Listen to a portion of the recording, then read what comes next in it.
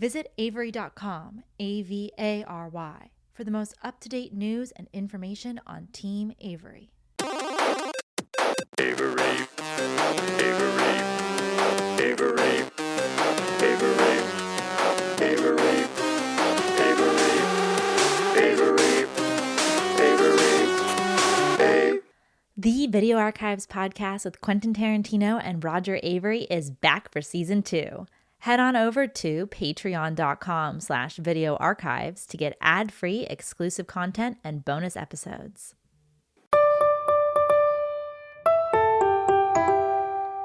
This is the Gala Show. I'm your reporter on the beat, Gala Avery. On this episode, my guest is a triple threat producer, writer, and director. You may know him as a producer-director of shows such as The End of the Effing World or I Am Not Okay With This.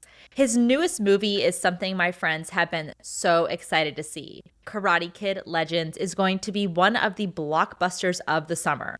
I'm sure my audience already knows what Karate Kid is, but in this reboot of the series, a kung fu prodigy relocates to the Big Apple and attracts unwanted attention.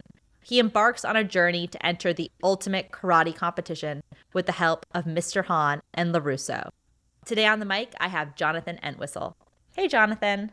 Hey, Gala, how you doing? I'm doing excellent. So before we bring up the topic for today, I have a very serious question for you. Probably the most serious question anyone's ever going to ask you.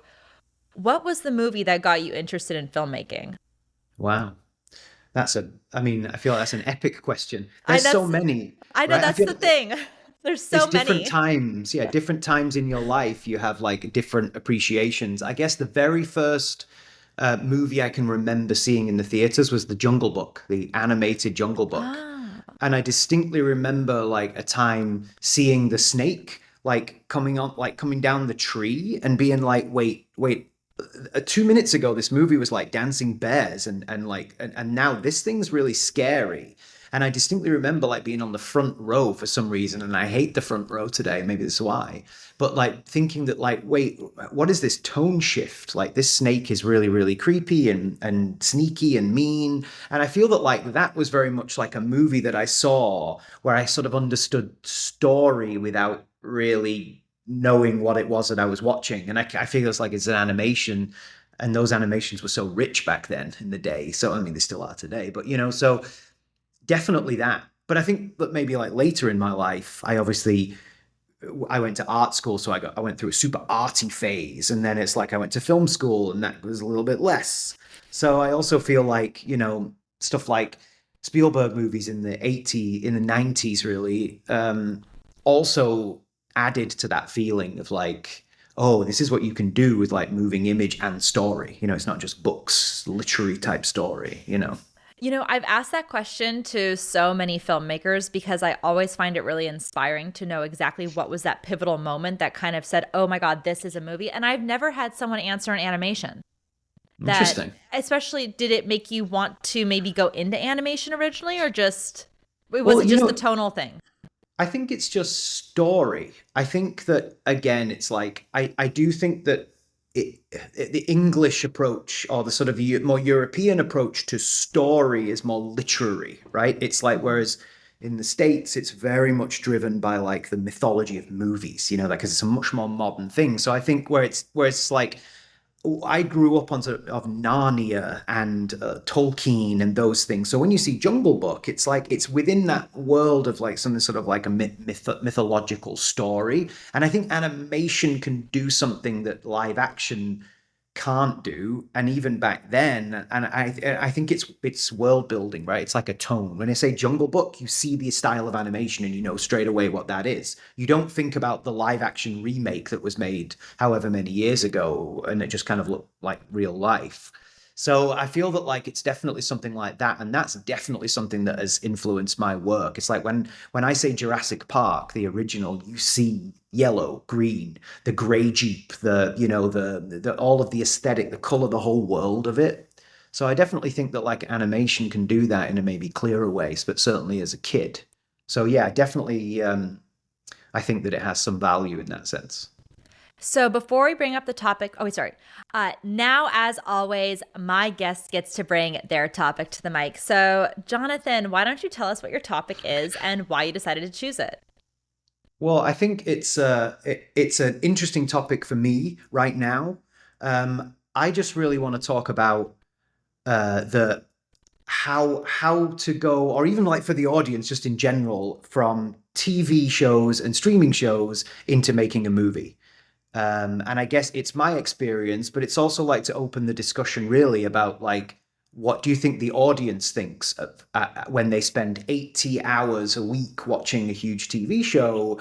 How do they then consume 90-minute motion pictures in the theater, and kind of what does that mean for the future of production? Because very much something that's close to my heart, is because I came from making shows, and actually making shows at a time when Netflix was incredibly cool, and it was the coolest thing to have. It was the A24 equivalent back in the day, and I say back in the day, it was like 5 years ago. So the business has definitely changed in that front, and I'm always interested in like the how the audience feels about the way the business has changed, because the audience is the only people I work for. And so I think that it's like I'm very interested in like what those trends are. Like, do they genuinely really just want to watch cool stuff at home on TV that goes on and on and on and on for hours and hours? That's a really interesting thing for me. But before we get into the topic, it's time for a commercial break.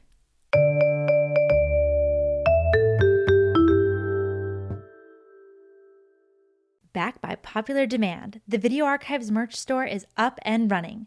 Get your favorite t-shirts, hats, notebooks, stickers, and more at videoarchivesmerch.com. You know me. I write all my notes in the Notes on Cinema notebook, the Gala edition, of course. Check out videoarchivesmerch.com to get yours today.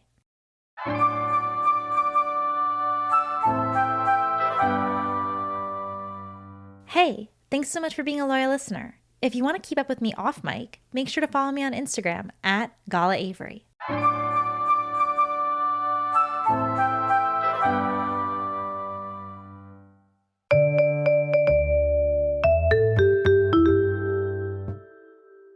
And we're back.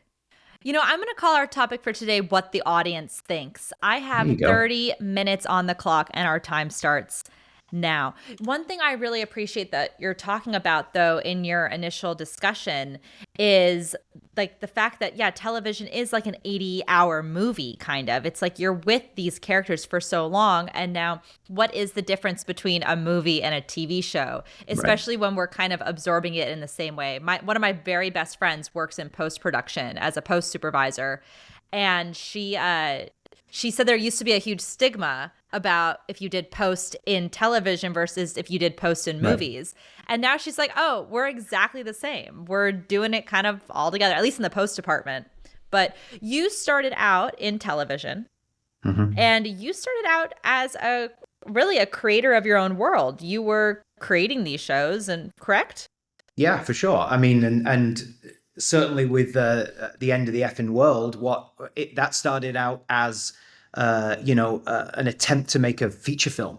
It started out as a feature film script, and then a short film version of that, and then a decade later, I was able to actually kind of bring that to fruition as a TV show, and it was all thanks to the dawn of the Netflix movement that essentially allowed me to take the feature film that I'd made and slice it up into basically a feature-length TV series. And at the time, that was something that everybody was very excited about. Wow, we can have like very, very short episodes. I think at the time on Netflix, our pilot was 36 seconds shorter than the shortest episode of television that was on Netflix at the time, which was a Friends Thanksgiving special that had been cut short for the ads, but obviously was then put on Netflix, and it was something like 16 and a half minutes long. And so we were at like 17 minutes, and people were heralding this as like this bingeable concept. And that simply was done by accident. I was just making a movie, right? It's just like the length of the story, the book itself, it just felt like a movie, and then it was sliced and diced to distribute. Well, because I feel like when Netflix, as you said, when Netflix was cool, because there was a period. I mean, I was a kid, and we used to get at first the DVD sent to our house, Right. and then when Netflix actually started producing stuff, it was like all the indie filmmakers went to streaming because Right. they actually could make movies streaming Right. versus just like the film industry wasn't being kind to indie filmmakers, No. and No, so they I agree. transitioned into television. Yeah.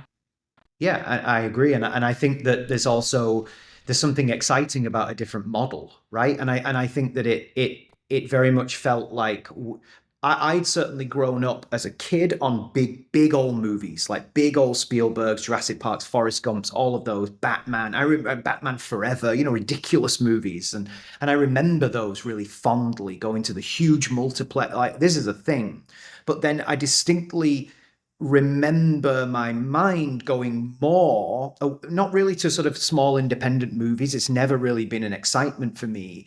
My first foray was into the Coen brothers, David Lynch, that sort of Americana independence, and the Tarantinos, the sort of proto mini studio movies, I guess, that we Yeah, have the today. the auteurs kind of Yeah. like that, the 90s, I guess. But they were within the studio system, which is something Mhm. that still fascinates me today, that we seem to have lost that a little bit, although we can talk later about maybe that with some of the recent filmmakers stepping into the studio system, it's changing that. But I think that my mind went from that to The Sopranos, to The Wire, to Breaking Bad, Carnival, to the HBO Prestige, because in the UK, that was so cool. We didn't have anything like that. This idea of sort of 10 episodes shot on film about badass people doing badass stuff, that was wild to us. And so I distinctly remember that shift, thinking, wow, you can make Sopranos and American Gods on some random channel that we'd never heard of in England, because we only have four. And so that then became very fascinating to me. And I distinctly remember it was like, oh, I could watch Breaking Bad instead of reading a book, because it's got that much level of depth to it. And so that it sort of satiated a need in me for story that I wasn't getting from, let's call it, the post Pirates of the Caribbean era, because I feel like that's sort of the end of Yeah, those big movies. that is kind And of the end. Yeah, you're yeah, exactly right. And I don't know, it's just like when I think of like the movies that I really love, because I mean, I kind of grew up, I guess, in that post-apocalyptic, post-Pirates of the Caribbean thing. It's right, like you didn't really like have blockbusters. When I think about the it's like Mission Impossible is right. like that's kind of like what I know. It's like when James Bond was over, Mission Impossible entered, and those were still the Hmm. blockbusters that I would go see. But after Pirates of the Caribbean, like the studio blockbuster kind of just faded away. Yeah. So you're right.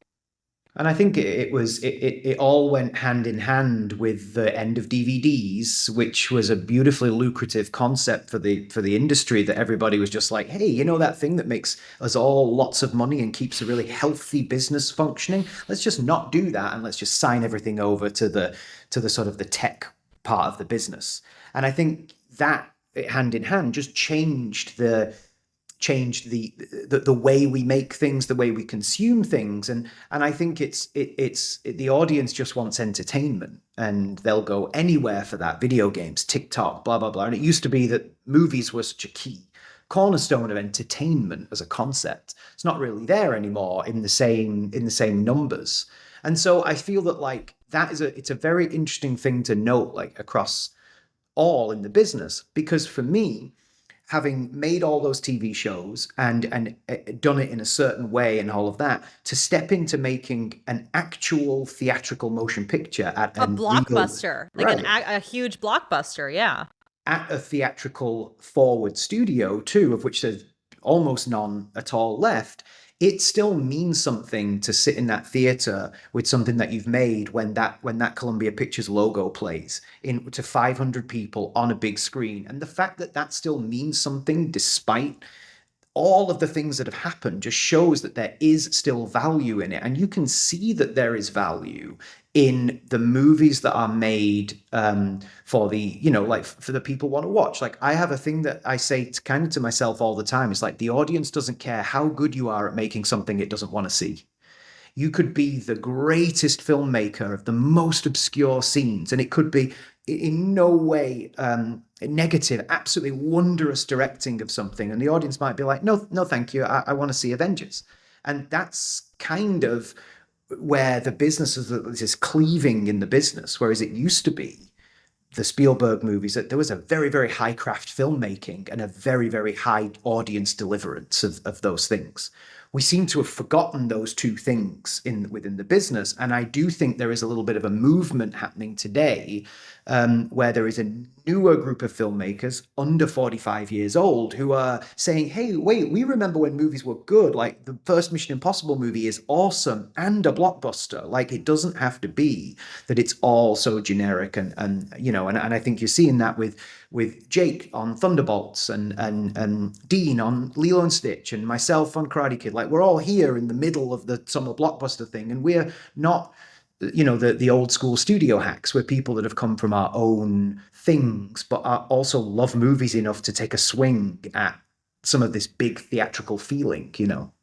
Well, I love that also that like you really are coming from the audience point of view. It's like when I hear you talk about this, you are so passionate because I think you're thinking about yourself almost as like that little kid that was going to these movies and that was doing these things, and you're making it for that child, for that person. And it's really wonderful to see. Now, I had this question because when I was looking over it, like you were a creator of your own world and like of your own stories when you were in television. And now you're stepping into this franchise that already has so much history. So that must have been really different for you. Yeah, very different, and a challenge, and a fun challenge as a filmmaker. I think I would be lying if I said I didn't want to kind of take a swing in this world and fully embrace the idea that it's the studio's movie and you're there to help them realize that. And I actually found that quite liberating, if I'm honest. Like as an approach as a director, it actually allowed me to kind of flex a different set of muscles, which was, here's the script, you're in charge of making this movie for us. We all work together to execute this and deliver it. And there's different reasons for things way above my pay grade about where it goes in the world and how that all works. I have very much enjoyed that process of doing it, and even just the feeling of contributing in some way to that kind of theatrical experience, because that is the thing that I've noticed most, is that there are things on paper about the structure of this movie that in my television brain don't make sense. But when you sit in the theater and you see the movie and you see the ability for this particular reel to do a thing that then allows you to do the following reel to do the opposite, that's an experiential thing for the audience in the theater. And that's another piece of the art form that you don't ever get to do in television, because in television, you're talking about the streaming, the algorithm, all these other things that don't exist in the theatrical conversation. So it's really interesting in that sense for me, that there are tools at your disposal when you're making a studio picture that are not even available in the toolkit in television and in streaming. So that's been a really interesting approach to making something. When we talk about the audience also, because my dad adapted Silent Hill for the screen. And he said that those fans were the most rabid fans that love their content. And when you have something like Karate Kid that has a diehard fan base, how are you also dealing with that as a director? Because you're going to have people with a lot of opinions. My dad had people emailing him all about Silent Hill. And let me tell you, any Silent Hill fans out there, you guys are crazy. We love you, but you're crazy. I love that game, so maybe it was me. I didn't email him. But no, I think you just have to make something that is not bad, right? Like, I know that sounds so lame, but I just think if you care enough about the experience, people are always, especially today, people live to hate. That's the world. It's what the internet has created. A challenge that I certainly face on this is the Cobra Kai connection question, which is not really something that is in my control, because Cobra Kai is a Netflix TV show. It's not in the it's not in the movie world. It's not Columbia Pictures, and so it's a whole different thing, and it exists, and people, it's not going anywhere. And for me, it's like with Karate Kid, I made another chapter in the never-ending story of what this could be. And that's something that's been done in comic books for so long. There are there are 50, 60, 70 different versions of Spider-Man throughout its entire life, written by different people. Some of them are awesome, some of them not so awesome. It's exactly the same as these things. I don't really see it as a sequel per se. I think sequels have kind of gone away a little bit now. I just think it's another piece in the story. So it's a challenge, but there's always not necessarily critics, but there's always a fandom. There's always a fandom. People were so angry when I'm Not Okay With This was cancelled, as if I chose to cancel it. It's just like, so there'll always be that out there in the world, and it's a little bit more honed and today than even maybe in the Silent Hill days. It's a little bit more aggressive today. Oh, I think it's definitely more aggressive today. I mean, we have Twitter and Instagram and TikTok, Right. and everyone has access to have an opinion. And sometimes they're not even people that have the opinions. It's robots that are arguing with Right. each other on Twitter comments, and then you're just the one reading them. Kill me. I know that happens all the time now. Apparently, Yeah. the majority of conversations that happen on Twitter are between bots, and it's all the real people are just reading the conversations. And just like thinking, people are divisive and like hating on each other, but it's really just robots. So That's whenever amazing though. Because if you think about that, it's like that's just entertainment again, right? Like, so people don't care what it is. They just want the entertainment. And if it's robots fighting, I'm sure they'll also enjoy that in the same way as watching Desperate Housewives. It's literally the same thing. God, it's so dystopian, isn't it? Yeah, it's like just for to think sure. that like the robots fighting. But yeah, you have like this big fan base, and I like what you bring up though about the comic book thing, is because I bring this up with adaptations a lot. Like manga is a really good example where when they adapt into an anime, sometimes they're kind of creating at the same time, and the manga will go one way and the show will go completely different, and both still exist, and they can tell the same story in two completely different ways. Just because something new is out does not mean that someone cannot go pop in the original movie and still enjoy everything that's out there. But do you really? Oh, you go first. Sorry. I was going to say, I think especially today when everything is online and available all the time, and we all pay so little money now to own all things, or at least own access to every movie. Another thing, own access. Yeah. But that's all that matters today, isn't it? Like, I feel that, like, whereas a normal, like previously a normal, I want to say like in the 90s, an average family would spend the equivalent of maybe $250 a month going to the theater 4 times to see 4 movies. Now families spend $120 a month for access to 3,000 movies. We just devalued the cost of movies non-theatrically. And so we're just sort of eroding the ability for it to make any revenue, which is a shame, The more accessibility does create like less demand almost, because there is so much out there. And it's funny, I have one streaming service. I have Discovery Plus, and I use it to watch my bad reality shows and my crime shows. That's what I use it for. And then everything else, I do VHS, honestly. I work in VHS, and so I have a VHS shelf, and I'll just randomly pull a tape off of it and watch it. My friends that stream get such fatigue just trying to decide what to watch. I think that's a fascinating phenomenon to me, because it's like, what does the audience want and what do they think? But like, does the audience know what they want? Oh, I think they absolutely do. Yeah, I think they 100% do. And I think the problem that we've had in the business is we've stopped delivering what used to be so clearly what they wanted. There are so many movies out there that show you what is successful. So many movies. Like, literally, it's like the clearest thing ever. But yet we still perpetuate the concept of making things that the audience doesn't want to see. I think that's the one of the main reasons why theatrical has gone down, is because we stopped making movies that the general audience wanted to see. Because I'm sure that across all of America, no matter what city you were in, what coast you were on, if you were a college student when Reservoir Dogs came out or Pulp Fiction, you had that poster on your wall.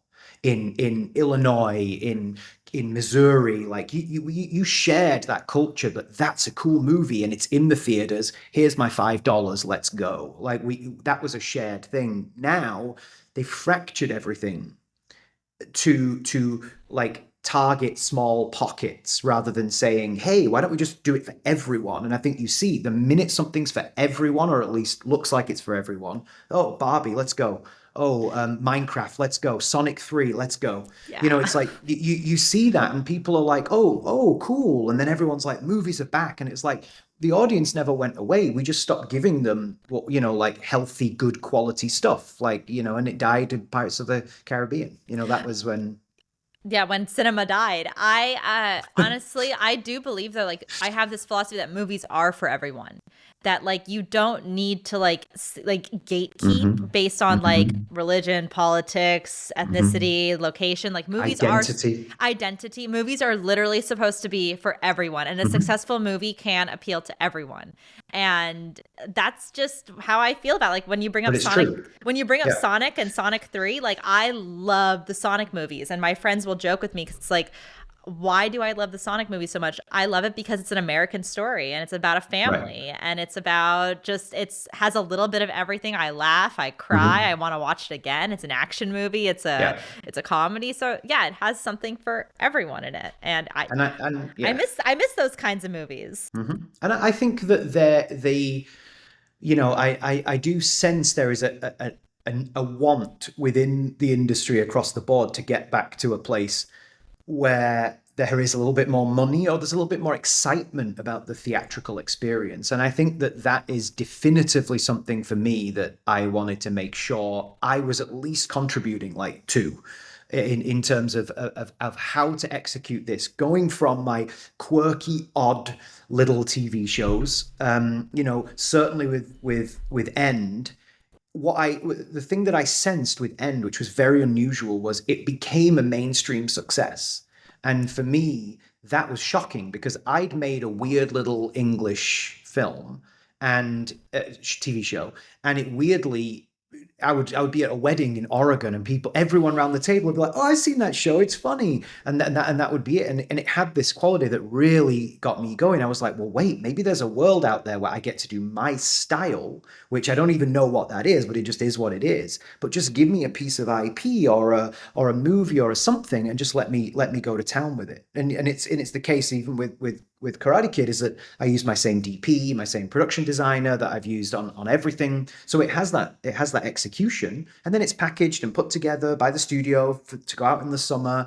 And I feel like that's a really interesting thing. It's definitely a step in kind of what I'm talking about, which is like bring back a thoughtful, craft-driven filmmaking to the blockbuster sequence, and I think that it can be done.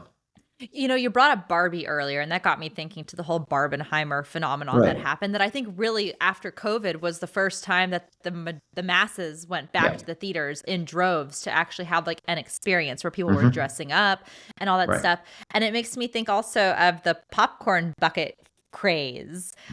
These popcorn buckets, which are not technically buckets anymore, are very, very crazy, and people are obsessed. But I have to say, your movie has one of the coolest popcorn buckets I've seen in recent dates. I saw that, I don't know if it was a viral video, but I got sent it several times, where it's like you crack the board over the popcorn. I thought that was so much fun and so cool. So I think there's a couple. I even think there's one that's like a whole bucket that's dressed as Lee with the gi. It's green with the tie, with the thing strapped around it.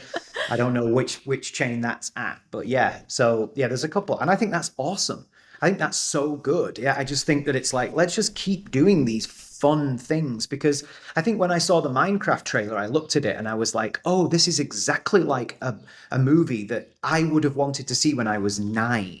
Yes. And it does not have to, and it's not expected to be actually that good. And my parents didn't sit there debating whether Minecraft equivalent back in 1992 was actually going to be good. They just went, they ate the popcorn, they went home and lived their lives. They didn't critique and circle the concepts of this. They just went, yeah, cool, fun, let's go. And that experience. And I believe that's coming back. Like, people are like, oh, I'm bored. I don't want to sit at home. I want to leave the house at 11 with my kids, go to the theater, have a fun day, come home, and carry on with my life after being entertained. I think that it's that. I think we've got to get more back into that mindset and not feel that is somehow in opposition to quality filmmaking. Like, it never used to be. And I don't know why today it's become that. Well, it's so funny because that's actually one of the exact reasons why I like it's like I have certain kinds of movies that I will go see in theaters. Like for example, The Beekeeper. I loved seeing that in theaters. I took my mom and we had like a Jason Statham Girls' Right. Day. And like when I went to go see M. Night's Trap, it's because I want to go and just have fun in the theater, and I don't want to have to critique. I don't want to be honest, I don't want to go see The Substance in theaters and like be 1000%. like stroking my chin and talking with my friends afterwards about exactly like what did this all mean. I really just want to have a good time when I go to the theater, and I really just want to have popcorn and a slushie and Right. just like experience life and laugh about it. I don't know. It's like you're right. Yeah. We're so predisposed to, as you said, like to be haters or to critique things now. Like, is that because of the internet?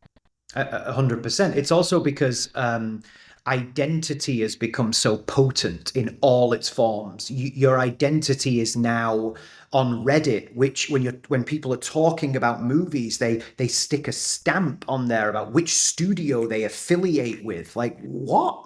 That's not a thing. Like, that is not a thing. And I think that's across the board. It's like, yeah, I'm an A24 guy. That means you dress a certain way, you have a Oh my certain bag, God. you have a Oh thing. my. And it's just like, that's not a thing. And yet people are obsessed with connecting their lives and their likes. It's the Spotify Wrapped, it's the whole thing, it's the cultural pieces. And unfortunately, like many other parts of culture, movies has got dragged into that.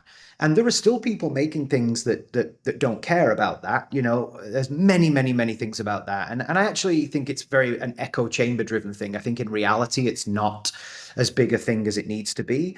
I just worry and fear that many filmmakers have taken the bait and are not watching Brian De Palma's Mission Impossible and understanding why that is so valuable, and watching National Treasure 2, which is a masterpiece of set building. Hook, Spielberg's Hook, to build those sets, to come up with the camera angles, that the way the window opens, like at the beginning, the first half of Hook is a masterpiece, the second half much less so. But like these types of things, the craft level is something that today would be described as deeply arty. You know, there are Spielberg shots in Indiana Jones, in Hook. There's a shadow sequence in Hook with the little kid playing with a lamp, and the lamp moves backwards and forwards, but it's Robin Williams in the middle of the frame. It's not Pedro Pascal playing someone with one eye. You know, it's just like it's a recognizable thing. And it's just like, yeah, everything's been splintered. We don't share the stars anymore. We don't share the directors. We don't share the movies. We don't even share the IP anymore. It's like, oh, I'm a this fan. I cannot watch this because I'm a this fan. You know, and that's lame. I'm so glad you're bringing that up because when I was dating in Los Angeles, one of my biggest pet peeves was running into these like A24 guys or these Twitter bros. And I would like seethe inside because I'm like, I don't. Or the Reddit, like you have like the Reddit film guys, the Twitter film guys, and they all have like the starter pack of like the movies that you're supposed to like. Like, oh, I like Drive with Ryan Gosling, and I'm going to model my entire life after American Psycho and Right. stuff like. Which, if any guy's doing that, stop doing that. But Yeah. it's really interesting because I would go to rep screenings, and I go, and I've told this story before to people. I went to go see Sorcerer 4-Mac Trag audio at the New Bev, Right. and it was my first 4-track mag, and I was really excited to see it. And there was a problem with the projector, and everyone had to wait outside for a long time. It was a night, but I am in line with all these people, and I realize no one is there because they want to see Sorcerer. They're there because like the Twitter sphere has told them Right. you must go watch Sorcerer.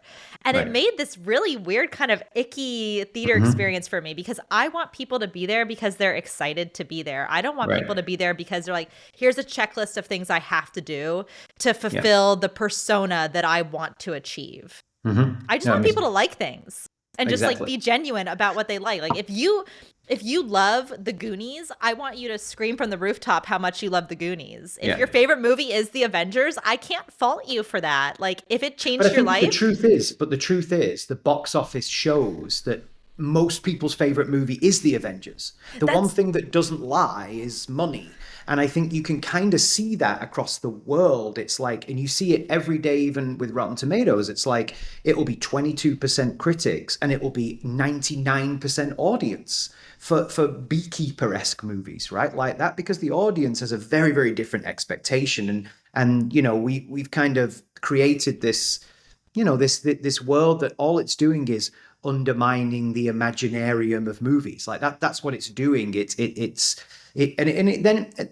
see it across the board. Genuinely, you see it in cinematography today. You look back at what Gladiator 1 looks like: hot, warm highlights, beautiful skin tones. Then you look at Gladiator 2, gray, flat, digital. It's just do you think that's because the digital versus film thing, though? Like, do you think, because my dad tells me always that, like, because with film, it's like the DP's back of their neck would be burned. And then in digital, they have to 180 degree turn the camera to shoot into the light because I think it's taste. I think it's taste. I think it's we've lost, like the ability to, you look at the new Jurassic World trailer, looks beautiful, shot on film, super hot highlights, really nice rich colors, and it's something that we did with Karate Kid. I was just like, colors, paint that red, paint it red, like everything bright, rich. All my shows are like that. I'm just like, I don't understand the gray thing. And I think it goes back to what we're saying. It's about, I'm not sure on the checklist whether rich cinematic colors is on the checklist this week. So maybe we should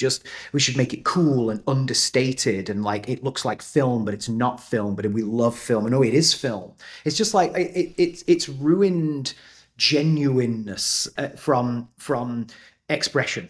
And so you what you have now is that, like, and you see it in LA specifically, I live here in LA. Before I moved here, the renegade people were Bukowski and the people that called people out for having the chihuahua and the yoga pants. That was not cool. The 90s version of LA was like, hey, you're lame. Let's go do a shot and drive to Vegas. It was the swingers LA.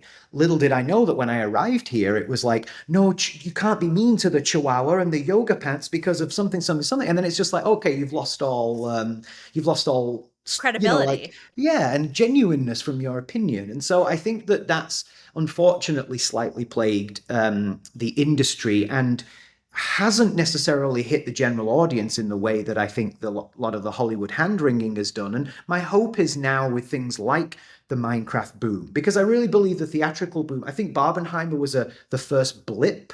And I think now there is a real turn towards, hey, let's go to the movies this weekend. Maybe if you only go 4 times a year, but last year you only went twice, well, that's double. That's awesome. And I think it brings the experience of that back. And my hope is that in seeing that, now that the business is, that the tech intro to the business is maybe a little less growth focused and a bit more profit focused, that we're going to need to execute to make some profit. And that's going to drive a different approach to entertainment, which I think is wholly more enjoyable for the largest amount of audience. That's actually all the time that we have for today. But Jonathan, do you have any final thought that you want to share with the audience? I mean, I think you had just ended it so well. I was like, going. You should keep going. Who cares? I just think that, like, go and enjoy movies in the theater at any possible time you can, and really kind of enjoy the movies that are out there trying to make the experience better theatrically. Thank you so much to my guest, Jonathan Entwistle, for coming on to the show. And be sure to check out Karate Kid Legends in theaters May 30th. And get a popcorn bucket and tag me in which one you get, because I want to see this like green popcorn bucket. I don't know. I've seen the chopping block one, which was really cool to see, but I want to see the other one. So there's cups, there's headbands, there's anything you could have. I'm sure I'll run into them at the theater anyway, but I want to see all of them. Each chain always has their different one. I saw a really cool Lilo and Stitch one at Cinépolis, which is a Mexican theater chain I love. So yeah, there was one that I saw. I can't remember. That had like an alien inside the cup. Like, I can't remember what that was for. But it was amazing. I don't know. Sometimes I'll buy one. I have one, and it actually is for like the Miss Marvel movie, which I did not see, but it had a cat cup in it, so I had to buy it because I'm a cat lady. So anyway, thanks again. Yeah, thanks again, Jonathan. And appreciate it. I'm Gala Avery, and this has been The Gala Show.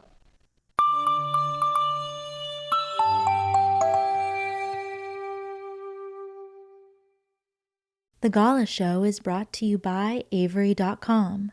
This episode was executive produced by Roger Avery and produced by Gala Avery. Music composed by Andy Milburn.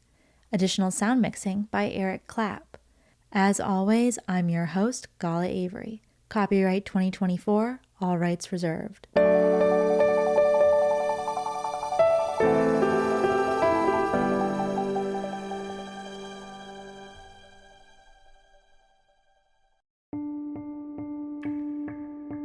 despite me sharing the same last name with this charity, I don't have any affiliation with it, besides the fact the issue is very near and dear to my heart.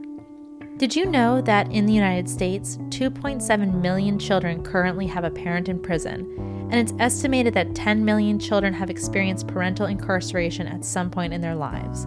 I was one of these kids, and as an adult, I am really grateful to be able to give back to Project Avery.